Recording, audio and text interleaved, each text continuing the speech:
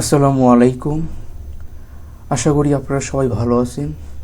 আজকের এই ভিডিওতে আমি জাতীয় বিশ্ববিদ্যালয়ের ডিগ্রি তৃতীয় বর্ষে যারা পড়েন এবং এই বছরে 2025 সালে যারা তৃতীয় বর্ষে পরীক্ষা দিবেন তাদের চূড়ান্ত সাজেশন নিয়ে আজকে আলোচনা করব।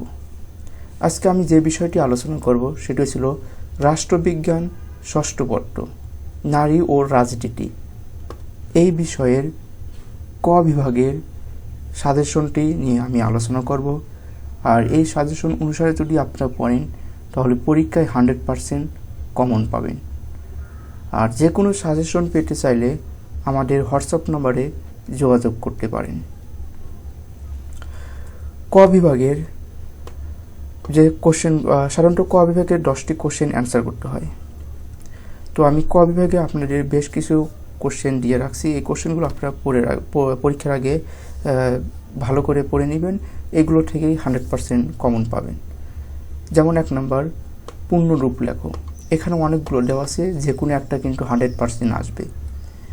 তো এখানে দেওয়া আছে WID, CEDAW, তারপর NBFO, মানে এই সকল যে দেওয়া আছে পূর্ণরূপ লেখা, এই সবগুলোর পূর্ণরূপগুলো আপনারা অবশ্যই পড়বেন।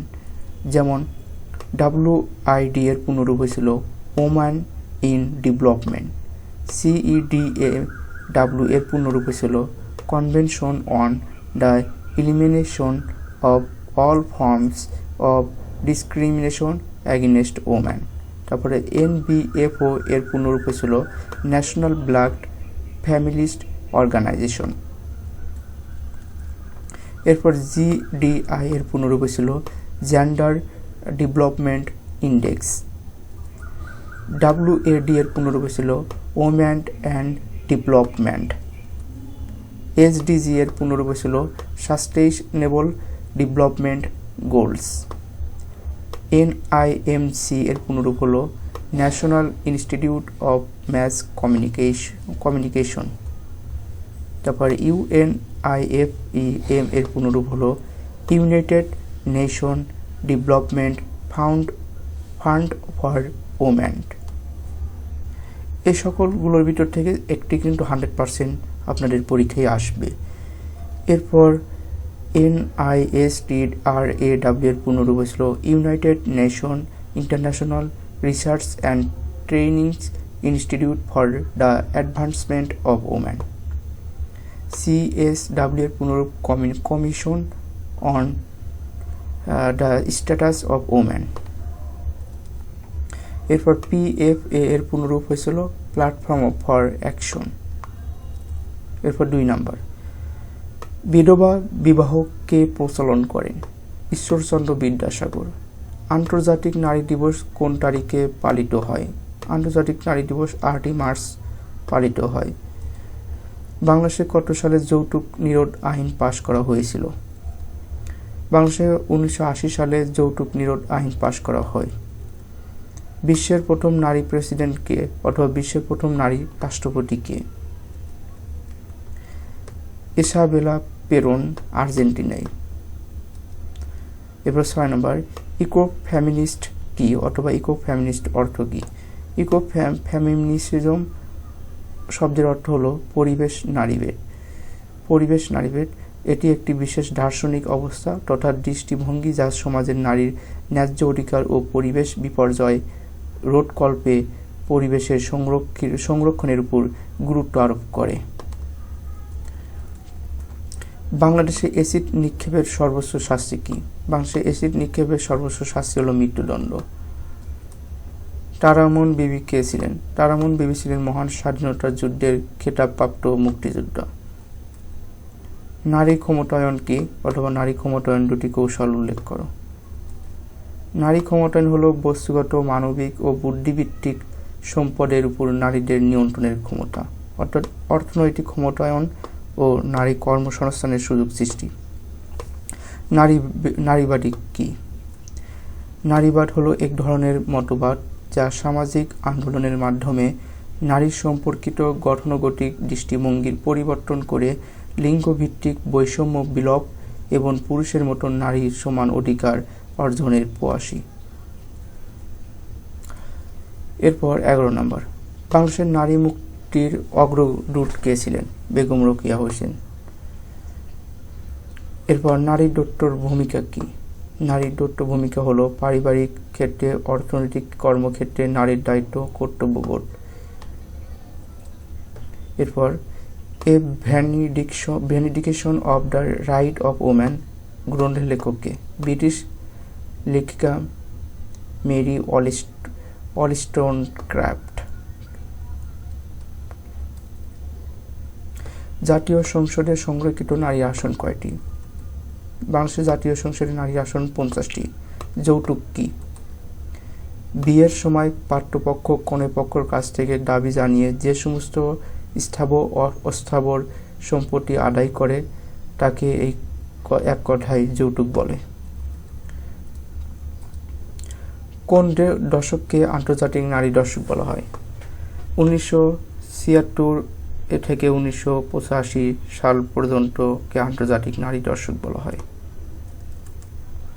উদার নারীবাদের প্রবক্তা কে? মেরি ওলিস্টনক্রাফট। গণমাধ্যম কি? গণমাধ্যম হচ্ছে জনগণের মাধ্যম বা মাধ্যম।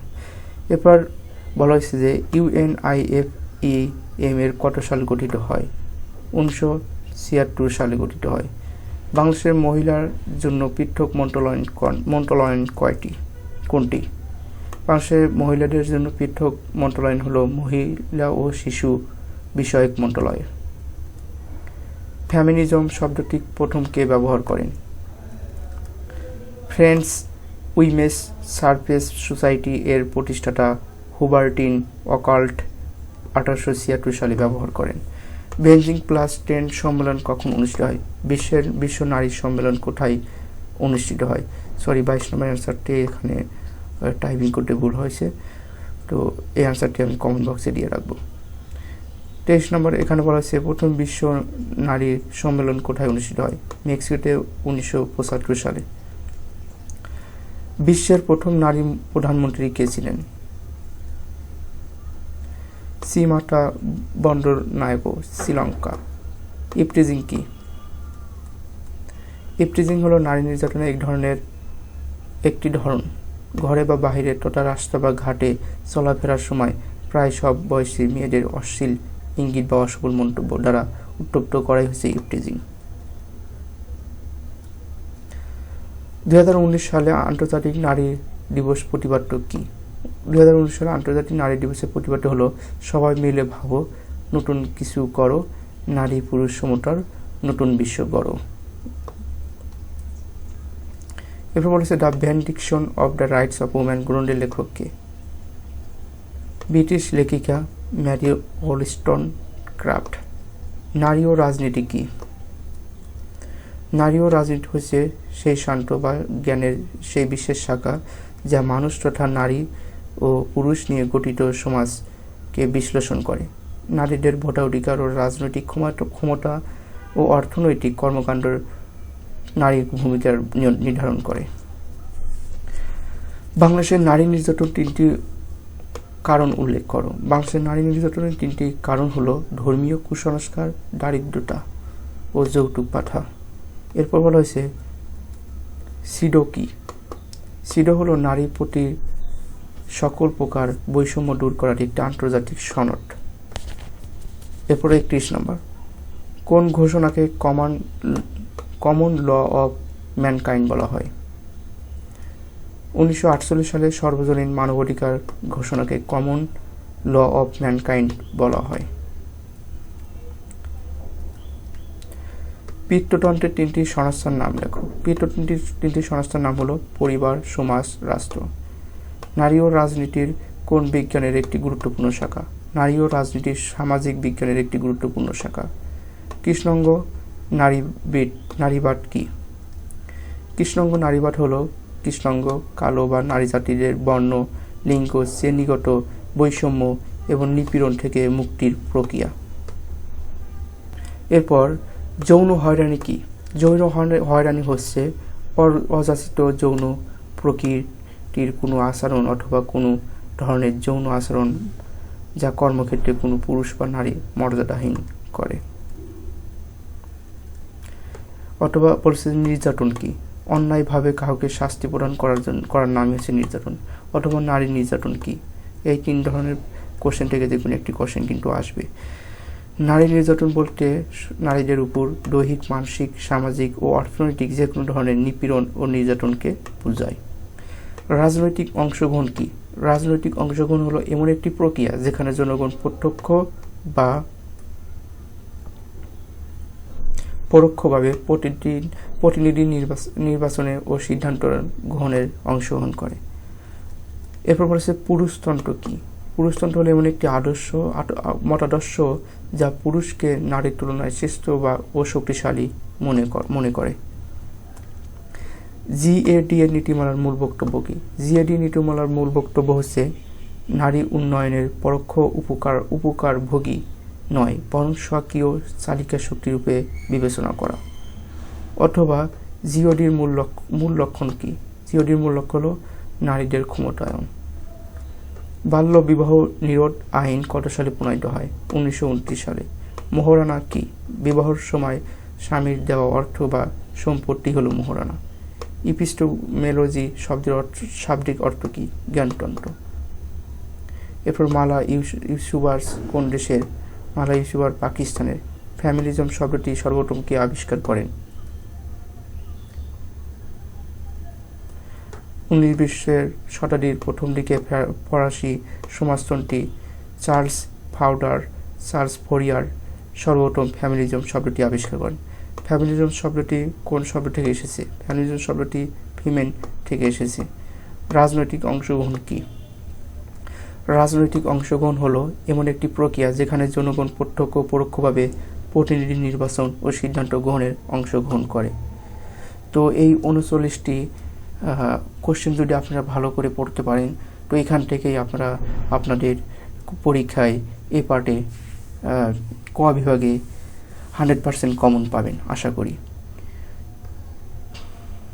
তো এর পরবর্তী ভিডিওতে আমি খ এবং গ বিভাগের সাজেশন নিয়ে আলোচনা করব। যদি আপনাদের এই সাজেশনের পিডিএফ প্রয়োজন হয় তাহলে অবশ্যই আমাদের হোয়াটসঅ্যাপ নাম্বারে যোগাযোগ করবেন। তো সম্পূর্ণ ভিডিওটি দেখার জন্য থ্যাঙ্কস আর লট।